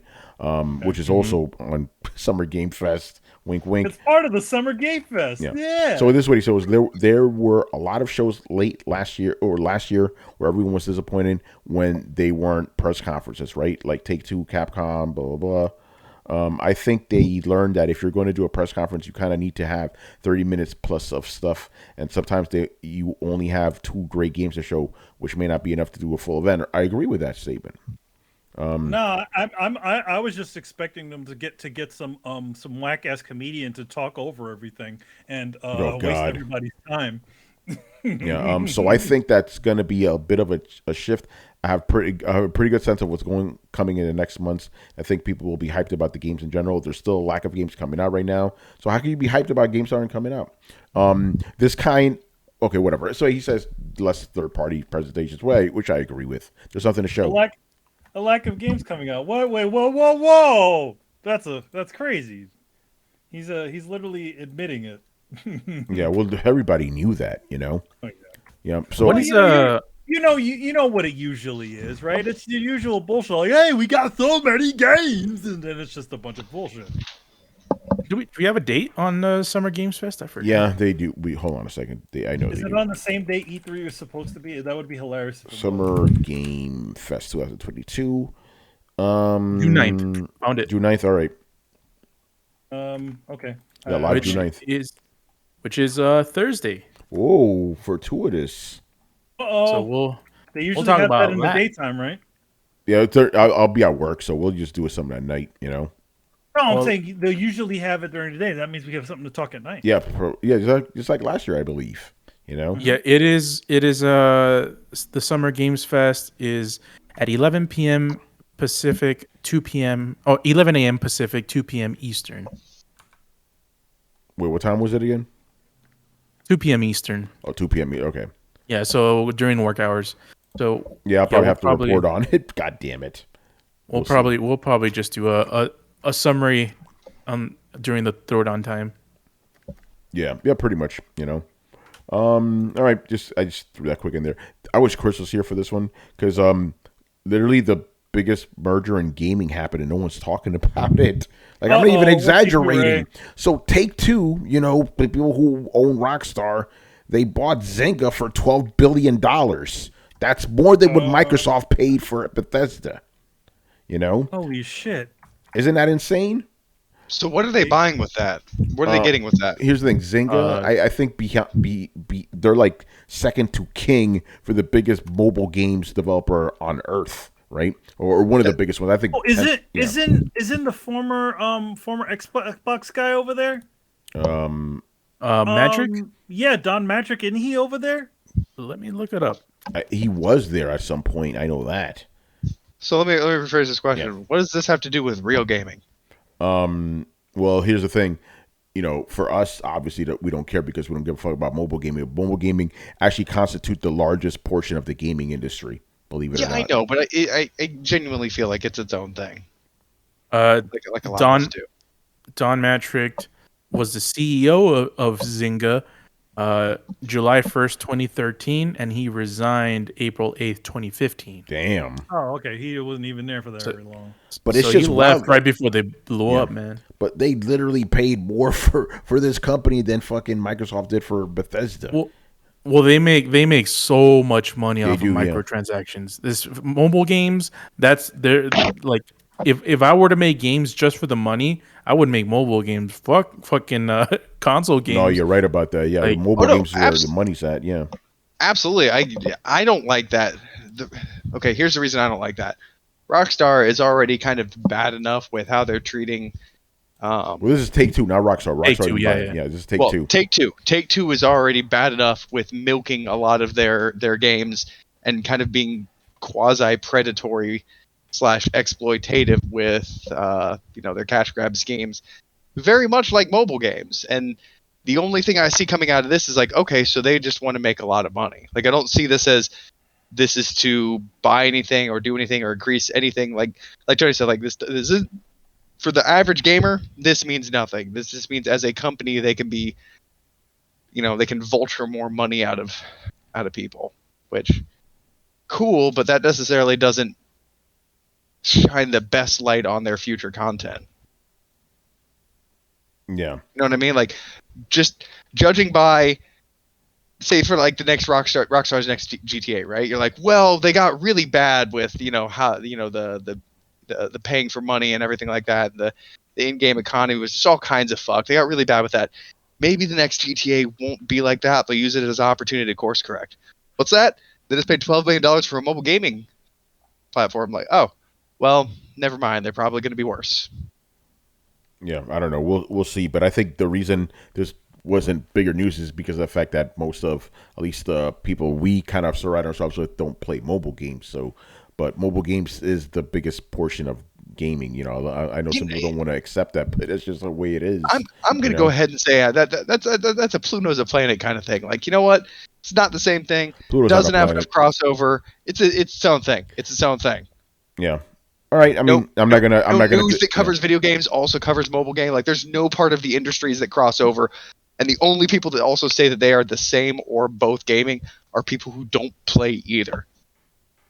Maybe, but that's the way. I'm just telling you how it's considered as, by the industry itself. And I'm telling you, I'm leading the charge. It's considered wrong. We're taking it back, Tony. Yeah. All right. Fair enough. I don't have enough energy to give a shit. To be honest, don't care. They want to call it. Oh man, that fire is gone. Yeah. Don't care. I'm too busy running away from the FTC, man. Oh no, man! Don't give those motherfuckers clips. Shit. I mean, it's a good thing Microsoft's funding you on the land. Exactly. Man, Fucking assholes. Taking money, clips from Throwdown and throwing it on their stupid podcast. Like, okay, man. Well, we should take some clips too. Yeah, we should, right? Yeah, we're not gonna do that. Nah, we ain't petty like that. Man. All right. Man, back in the day, man. Oh, back in the day, we would have been petty as hell. Back in the day, we would have been petty as fuck. There would have been a fucking drawing of these motherfuckers with a fucking arrow through their head and shit. Yeah, that's how we used to roll back in STFU and play days. But we've evolved. Just ask that motherfucker who stole Tony's story back in the day. Yeah, I remember that, man. But we don't do that anymore. That's why we're doing it big while these guys are just whatever. I'm not gonna get into it. Tony's aging like a Yakuza boss. Nah, man. Shout out to Mob Hits. Mob Hits with the bits. Here's the thing. Like, as you get older, what happens is you become more sneaky at getting people back, right? You do like those Saw get back, not Saw, like like one of those Rube Goldberg device get backs, where in other words, something that falls over on something else, and then that's what gets them. You got to be clever. But you got to be clever. Well, think about it like this. Look how my calling us. Yeah, look how my trolling has evolved, right? It went from like writing these big like paragraphs or whatever on Twitter to just saying one word and getting motherfuckers upset. That's how you do it. You evolved your trolls. I also got to say, like, look, man, I've calmed down. I've gotten older. I'm not going to go out there and try and break your knees or anything like that anymore. I've got people to do that for me these days. All right, man. Let's move on. What do we talk about right now? Okay, so I'm just going to toss this in there just for the fuck of it, even though I think it's a non-story. Okay. So apparently a number of years ago, Xbox turned down Marvel to get games on Xbox platforms. They were like, this shit ain't worth it, so we're going to focus on our own games. And this would subsequently lead to Marvel going to Sony, be like, hey, we want to make a Spider-Man game. And Insomniac was like, sure, we'll make it for you. But the thing is, I can understand where Microsoft's coming from. They were looking at the Activision games that Marvel was producing, like, we don't want to deal with this shit, We'd rather just buy Activision. Yeah, it's ironic, So there's people saying, "Oh, they fucked up. Look how big the Marvel games are." I was like, "That's because of Insomniac. They didn't." Yeah, I was gonna say, you think any company can make a game like Insomniac? That's what I'm saying. Thank you for. That's the exact point I wanted to bring up. You think just because Microsoft had the Marvel license that they just magically shit out a game like Spider-Man? Think about it like this, right? Crystal Dynamics had the Avengers. Look what happened there. Mm-hmm. Yeah, it's not all set in stone. And to be honest, like I don't think Like it is rare when you throw a top dog company onto a licensed video game. I don't think. Like Hold on. yeah, Go ahead, Manny. Go ahead. all those previous games from Activision, those were all middleware games. Those Spider-Man games, all those things were all middleware games. Yeah, There were some of them were good, some of them but they were weren't good. they weren't top of the food chain shit like But like, I gotta address something Mob Hits that says that was the stupidest mistake ever. No, it wasn't. If I was them, I wouldn't have bought that shit. I'm like, no, these games are trash. You know. Well, to be honest, I think you would see the potential because you know the Marvel franchise. Oh, I would. I'm thinking as a Microsoft executive. Okay. Understand? I understand that. You know, so I don't think it's stupid. Again, because you're seeing it's like, oh, look what they went on to do with Spider-Man. That was Insomniac. You have to. Insomniac is who gets the props in this situation. You know. Because again, we've talked about this before, right? You could give the same property to two different studios. One's going to give you a better product than the other because some are just more talented than others. Not all studios are created equally, you know? Oh, dude, I look at it straight like anything you give Insomniac is going to come out gold. Yeah. This isn't a case of like, oh, Insomniac got to make the Spider-Man game that was inevitably going to be made. No, Insomniac deigned to bring themselves down to make a licensed game, and in the process raised the goddamn bar. Mm-hmm. Yep. Tony, you missed the golden opportunity when you were talking earlier. Oh. You mentioned, oh, Crystal Dynamics worked on Guardians of the Galaxy. Yeah. And you should have said, and then they got sold off. Yeah. Oh, they did get sold off. I forgot about that. So many mergers and sells now, man. It's crazy. You know? Yeah. I completely agree with it. With everyone, I agree with everything that's been said. Everything that's said. By the way, Microsoft apparently also passed on the KOTOR remake. Now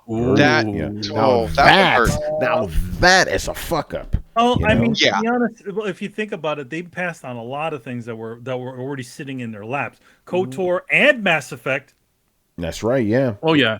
They could have kept that one around too. Yeah. Mass Effect was recently damaged. I want to say KOTOR is at least far enough off that people. We're not saying damaged. Like they let it go. It was already sitting in their lap, and they just said, "Meh." You know? Man, if I was Microsoft, I disagree with KOTOR, because if I was Microsoft, I would be like, I'll take on KOTOR remake. I'll give that to Obsidian. Ooh, Obsidian would have done this really good. Yeah, they could have done so well with it. See, they fucked up there. Yeah. The thing with that is like that's a known homegrown franchise that is in Microsoft's wheelhouse, always has been. And kind of like Fable, it's far enough away that you kind of forget some of the shitty parts, right? Like you get a little bit of that rose-colored glasses kind of situation. Like, yeah, I can't go back and play KOTOR. It's fucking awful at this point. But like, there's so much leeway there, right? Because it's such a famous property. You can just be like, look, we just kind of made something similar, member berries, and everybody's gonna be fucking happy with it. Like, there's not a high bar there. Right, like with Marvel movies, here's the thing: you got to keep in mind that until they made Spider-Man, most licensed video games were kind of awful. Right, like most people, including the people on this panel, didn't play licensed video games because they had spent decades being terrible. So when Microsoft got approached by Marvel, and they're like, hey, you want to make superhero games? I can honestly see why they were like, yeah. Do we want to spend a lot of money to put out middleware games that are basically going to flounder and end up in a sales bin because none of these games are ever good? No, I don't want to do that. That's not a win for me. But also, I also think it also takes a foresight to saying, okay, we can make something with this.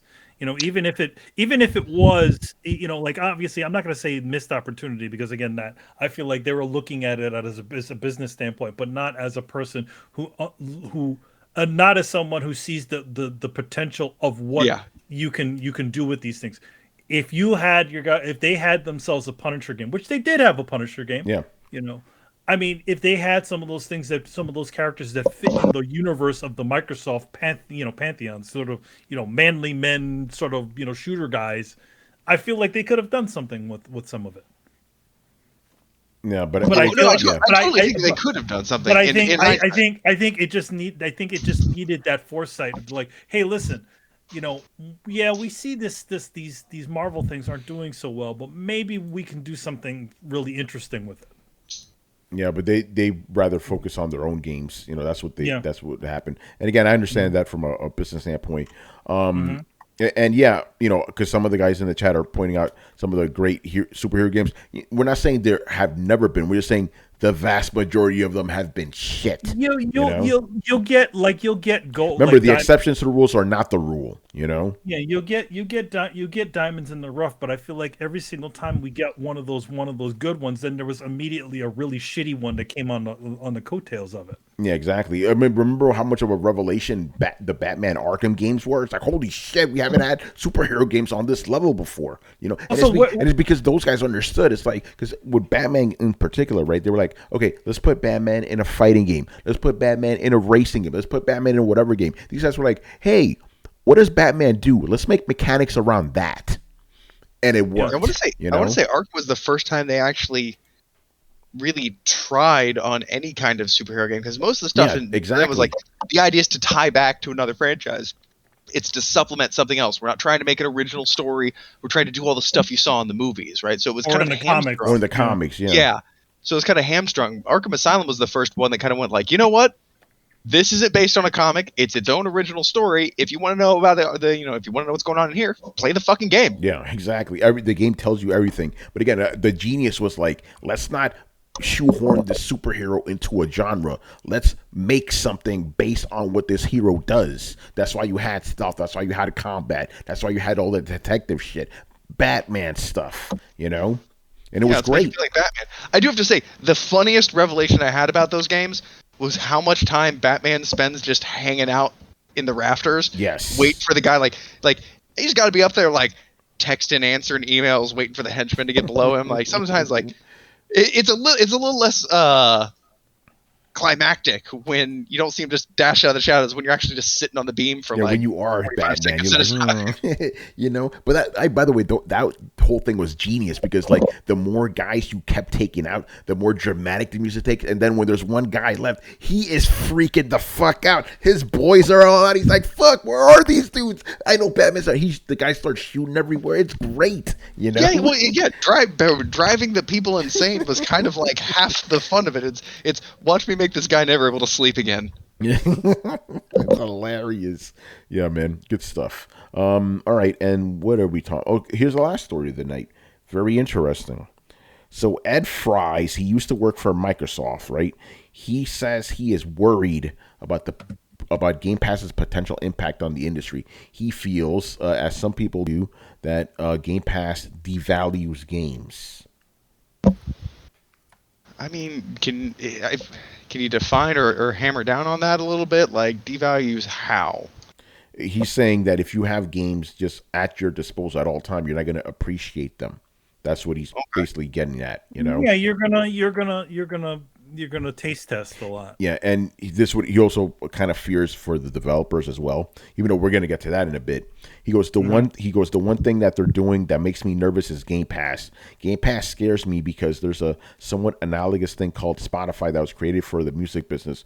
When Spotify took off, it destroyed the music business. It literally cut the annual revenue of the business in half. It's made it so people don't buy songs anymore.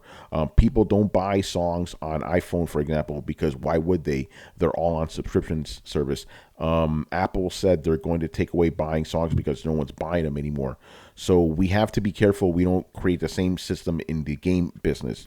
These markets are more fragile than people realize. I saw the games industry destroy itself in the early 80s. I saw the educational software business destroy itself in the mid-90s. They literally destroyed a multi-billion-dollar market in a few years. So Game Pass makes me nervous.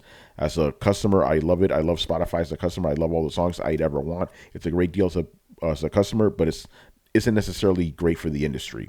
It's definitely a cautionary tale about stuff. These things are wonderful for the consumer in general, but yes, like this says, is like, because your games aren't actually making any sort of revenue, how do we gauge that sort of thing? but again, we're going to get into more detail as to the way Microsoft's system works currently. But again, it's like I can understand where the fear is, and this is one thing I've always said too, where it's like, yes, okay, this is wonderful for consumers, but again, what about the developers in the future? What about when everybody is on Game Pass? Who's reason why Spotify works for certain people is because they made separate deals on Spotify to make more money off of it. Well, So can I be the devil's advocate and put things in context here real quick? Like, before Spotify and before all these things came along, yes, we didn't have these problems. We had a whole other host of problems, namely that because CDs were expensive and they were growing more expensive, they were getting to the point where most people couldn't afford to just buy CDs on the off chance that they might like it. So only the biggest bands and things sponsored by the biggest record companies were getting sold. The only thing that sold were the things that played on the radio, you got exposed to, and kept repeating themselves. So making it actually as a small band was next to impossible until you got signed by a big record label that exploited the ever-living fuck out of you. So when the internet and Spotify came along, the idea was this is going to be an opportunity for smaller bands to be able to make their voice heard and be able to kind of become a professional band. Like, they may not make as much as Metallica, but maybe they'll make enough money to keep making albums, whereas they wouldn't before. So we kind of traded one problem for another. I'm not necessarily saying it's better. Every single musician on Spotify says it's not even effective to get even into the music industry because there's so little that there's next to nothing that's made off of the Spotify. Where most bands make their money is on live performances and merch sales. But not every band can do that. Not every band can essentially go on tour. On the United, throughout the country or around the world to make that additional cash. I'm not saying Spotify is good for anything. All I'm saying is that we had other problems, maybe not even necessarily equal problems, but other problems like where I kind of see that as analogous to the video game industry right now. Video games are so expensive and they're so expensive to make that nobody wants to take a chance, and so we're just kind of getting either the same shit rehashed over and over again. There's the opposite side, which is essentially the Netflix section of things, which seems to be what Microsoft seems to be going to, where essentially, throw as much money at it and then, hope that the subscriptions will keep things going. Now, obviously, we've seen recently with what happened with Netflix, where people are just essentially kind of pulling back, being like, all right, I'm unsubscribing. There's 12 different subscription services. Like, the market has just become completely saturated. It's the reason why I've only subscribed to one, because I don't to be honest, I don't like all this piecemeal bullshit. Oh, hey, look, I have to have the Disney one. Oh, I have to have the Paramount one. Oh, I have to have the fuck all of them.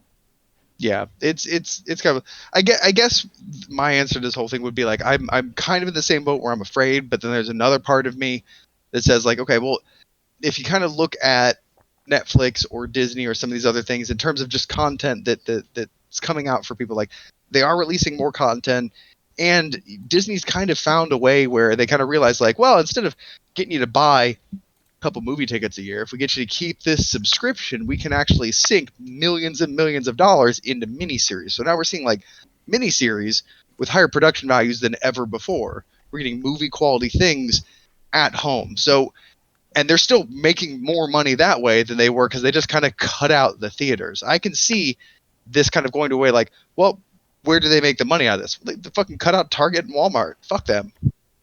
I mean, really, at the end of the day, Target and Walmart are going to be fine if they stop selling video games, and for the most part, they don't need them. So, the only slight downside about this is our own infrastructure itself. If you have more people running on these systems, I mean, granted, like, a lot of the Microsoft games are you can download them to your system, but like, any of this online stuff is, purely online stuff is not really going to work. Yeah.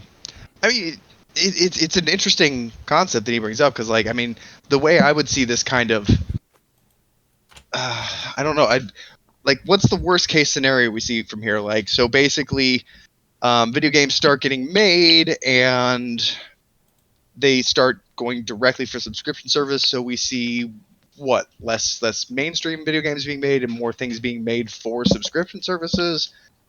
Are we going to see games being devalued to the point where it's not worth making them anymore? That's kind of where I see this going, or where I see his question going. Yeah, that could happen. Where essentially where it's like, people want to make games so badly, but then again, because of the way the system is built, that they don't, they're not going to be able to fund themselves or whatever. But again, we're going to be talking about something, talking about a related story to this, pretty soon. Yeah. Oh, this was the last question. We can run through it. No, this is because this is related. This is related to it. So it's not another story. It's just a addendum to this, right? It's a part of it, yeah. So Ed Fry said, yeah, he's worried about the money developers will make or whatever. So I got a couple of tweets here from Mike Rose, who is a independent game developer who has made games for Xbox Game Pass. So this is what he has to say. I'm going to read everything he says here. It's like 3 tweets. I've said this before, but Game Pass is guaranteeing success for dozens of developers every single month by paying them their entire development costs and then some on day one. Anyone tweeting, quote unquote, Game Pass is bad for developers has zero clue about how this industry works and should get in a bin. I don't know what that means, but it's fucking hilarious. Sounds British. Yeah. But there's more, by the way. Okay. As an explainer, normally you launch a game, it costs X to make, and you hope your game plus marketing was good enough to make X back so you can start making a profit. If you're on Game Pass at launch, it's likely you've just instantly made X on launch day. Which would you choose? Even now, I have people responding to me explaining why they, armchair analyst dude, knows how Game Pass works better than me, someone who has actually had games on the service and knows dozens of developers who have been extremely happy to have their games on there. But sure, you do you. So I can having released the game on Game Pass, my studio Decoy Games, I can confirm that yes, the studio did very well by making this deal. So, again, what he's saying is that I don't know all of the details because I'm just an artist over there, but it did very well for them to release Swim Sanity on, first on Xbox and then, on Xbox Game Pass before, releasing it on the rest of the platforms like PlayStation and Switch. I mean, I'd do it. I mean, yes, especially if you, here's the thing, you have that, you make that deal. You say, okay, we're going to launch on Game Pass for, and then you're going to get whatever money from what this guy says. You have essentially made back your development costs, which you can use to improve the game and also do ports to other, to improve the ports to the other consoles. So essentially all of the things that come after, your PlayStations and your PCs and your, and your Switches, that's all profit at that point. Well, I want to put it another way too, in terms of just pure access. Like as a creative, getting stuff to market, not always as easy as you think. So like, yes, you may want to look at Netflix and be like, well, Netflix buying things has devalued, the value of a season of TV, which I disagree with personally. I think now we have more things that we love instead of just somebody watching their box set of Friends for the 45th time. But I think more importantly, it's about access, right? If you're a young writer, director, producer, like let's say there's 2 worlds, right? In one, Netflix exists. You go to Netflix, you pitch it. Netflix will fucking pick up anything. They just throw money at everything, and then if it's any good, it kind of gets picked back up. Not so much now. Not so much now. But it has a lower bar. It's easier to find a home on one of these streaming services than it is a lot of other places, right? So you find yourself being paid. Maybe not as much budget as you like. Maybe not as much pay as you'd like, but you're getting exposure. And I hate to use that term, but like that's fine as long as you're still getting reasonably paid, right? Now, on the other world, right, you have somebody who wants to make that same TV show. There is no Netflix. The fuck are they going to do? Make a web series? That web series is 99.9% doomed to fail, right? Like it will not even make the money back necessary to continue a second season of it, right? So you either then have to go to one of the networks, which only have so many spots to try and get it in, and if you don't get it. Like producing and creating a TV show or TV content now is actually easier and more accessible than it's ever been in history. Yeah, especially right. Especially, so like just getting in there, especially since they're just before they were essentially just throwing money on ideas. I mean, not so much Disney so much because they're just mostly concerned about their IPs now. But yeah, like there was a point on Netflix and even Hulu where they were just essentially approving things to be made into shows. Oh, Amazon too, where you also have to include that. They were just looking for things to keep people on their system. So it's a double-edged sword. Like you can't say like there's pros and cons, and I feel like that's also the same what he has also been saying about this about this situation. There's the consumer side that says, holy shit, I get so much for this low price, and then developers, it's because they want to fill up fill those spaces, they're willing to throw all that money on there. I mean, I feel like as a creative, it would behoove me to live in a world where these things exist more than it would to live in a world where these things are like, I'll take the bad that comes with the good that lets me get actually something produced.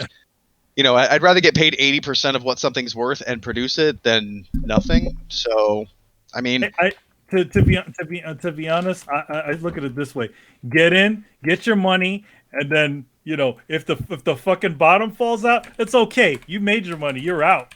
Yeah, right. That's the way I see it. Well, dude, and the market is so fucking fickle. A game could release, or a news story could come out.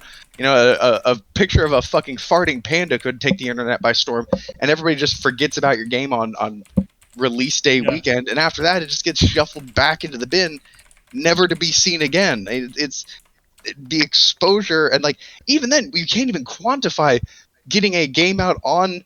Like, let's say you get a game out and it's wildly successful. You sold way more copies than you thought, and you're like, man, maybe taking that, one in the hand instead of two in the bush wasn't the best idea. But now you got a wildly successful game. People know your studio, and you've got a reputation to move forward with, and you were still paid pretty well for that game before. And I know just about every reasonable person I know is going to take a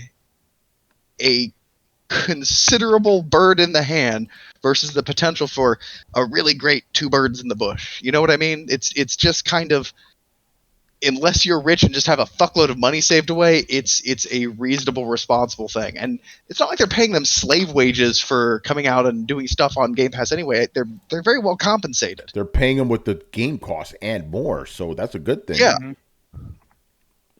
Because you got to remember that the struggle with a lot of the developers, especially the indie guys, was struggling to make the development costs back. If they're on Game Pass, that's covered. They're good, So it's very good in that sense.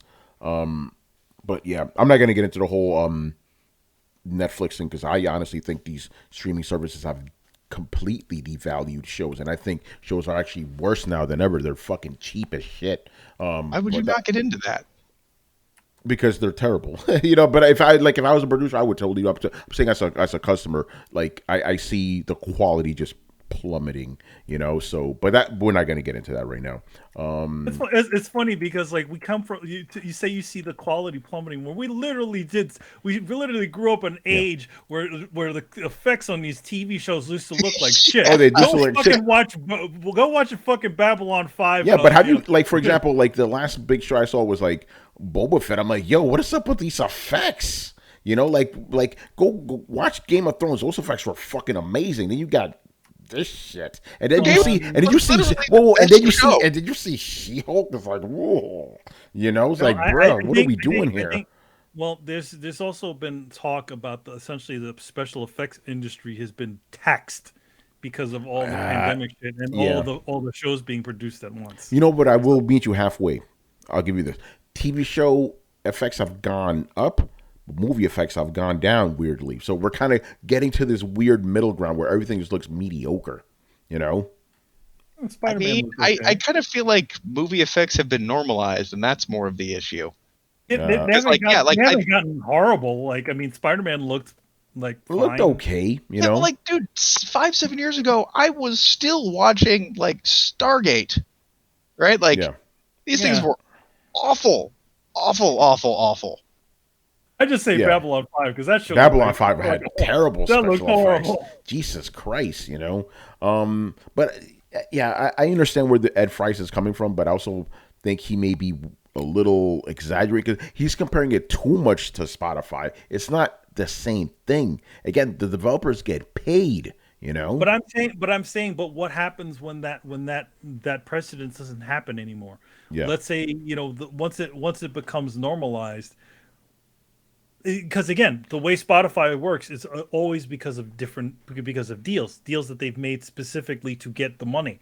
Now, what if when they become, let's say, what if they become the thing, you know, the streaming platform for games? Is everybody going to be able to get that? Yeah, deal? You're right, because if they become, but that's super theoretical right now. That's theoretical. You know? Yeah. So I don't know if I want to delve into that. You know. Tinfoil hat. I gotta say, I think a little bit of it is the music industry is kind of exploitative and predatorial in the sense of like, you want to be famous, and you got a group of what, 3 to 5 people who you can sucker into a really low ball. Like, you're not dealing with like an animation company or a game studio that's, you know, 24 to 150 people fucking large kind of deal. You're dealing with usually 5. Let's be honest, idiots. 5 idiots, because they're always like 21. So you're dealing with like 5 drunken idiots getting to sign a piece of paper. It's historically easy for, and like, let's also keep in mind, like bands were getting the fuck over way before Spotify came around. If you weren't Metallica, you were getting fucked. This is true. Like, a lot of times super fucked. Like, yeah, if you're not radio play top 40, it was not a great place for you. Okay, so like for you. God, you're too good at that. So like, yeah, I don't think you can compare it to Spotify just because Spotify has that allure of, do you want to be rock stars? That like, I think kind of gets people exploited a little bit. Call me crazy. No, you're right. That shit's been happening for decades, unfortunately. Do you want to be a rock star? Yeah. All right, man. I think we're done. Another good show. You already know. Do we need to plug anything around here? Yes, I do. Uh-oh. I had two things that just dropped actually on yesterday. Godzilla versus Power Rangers #3, nice. Which I did a special cover for IDW, which is online. You can order that online, and also Transformers Beast Wars #6. Which I also did the cover. Both IDW covers, which I didn't do at the same time. I did them 2 different times, and it just so happened that the cards essentially aligned, and they both came out literally the same day. So there you go. No, excuse me, Transformers Beast Wars #16. So yes, I'm cover A. So those things are out in the streets. So it's great to finally have that stuff out. You know, I've been holding on, at least for Power Rangers, I'd been holding on to that one for a while now, because there was a lot of different. I'll just say that licensing is dealing with licensing companies is a process, and you have to do a lot of work to make them happy. So, but good to have it out, and they're both on the streets. You can go get them at your local comic book store, or you can get them online. Digital. Here you go. Brett, how did your tattoo show go? Oh my God, it was exhausting, but productive. That's what counts, man. That's awesome. By the way, the name of that venue was fucking awesome. It was like Kill Something. Villain Arts. Yeah, Villain Arts. Like, that damn. That sounds like the name of an anime, you know? I mean, it's cool. I'll be honest. I'm thinking about, I got a couple other invites while I was out there. To network, baby. Network. A little bit better conventions. Villain Arts is kind of, they're just putting on more shows every year. I want to say this year they had like 21 venues across the country, and it's starting to show that they're just not as worried about the artists as they are the money. Not good. Also, there's one guy, and it doesn't bother me that much because I didn't compete this year, but there was one dude going around, literally one category, 21 entries. Interesting. He was like 3/4 or more of the entry list, right? And so this guy puts in 21 entries. He travels with this convention from city to city, rooming with the promoter of the convention, who is also his best friend and the judge of the tattoo competition. Nepotism much? So guess who got first, second, and third in the category? They stacked 21 deep. Wow. Talk about corruption, man. Yeah, dude, that's why I was like, man, I'm glad I wasn't competing this year, because fuck that noise. Yeah. I'd be pissed. Last year a dick won, so this year most of us did, but yeah, we're not doing this. an actual dick one. That's hilarious. Yeah, no, somebody made it. It wasn't even a big one. It was a little like 3x3 little blue dick, and like everybody just thought it was so hilarious, and they gave it a bunch of awards, and all the tattooers were like, "Oh my god, you son of a bitch!" Oh man, that's fucking wild. All right, man. So we're done here. So make sure you follow Throwdown on Twitch and Twitter. Join the Discord where the conversations are always popping. And Mob Hits is always dropping them crazy ass rumors. You know, we're on every podcast app, Throwdown Show. You can find us anywhere. Throwdownshow.com to listen to past episodes. And if you have been watching us on YouTube and you enjoyed the content, make sure you hit like, subscribe, and hit the bell to be notified of when our premieres go live. That is usually on Fridays and Mondays at 10:45 p.m. Eastern. Links to everything down below. Once again, I was your host, Tony Polanco. Tony Polanco. Get it right. And tonight, I was joined by Emilio Lopez. See you next time. Carlos Romero. Peace out. Brett Murdoch. Deuces. And Brian Manjoma. If people really wanted to solve the problem, they'd focus on the why, not the how. Mm-hmm. There you go. There you go. All right, people. We'll see you on Sunday. Peace out. Peace. Latest.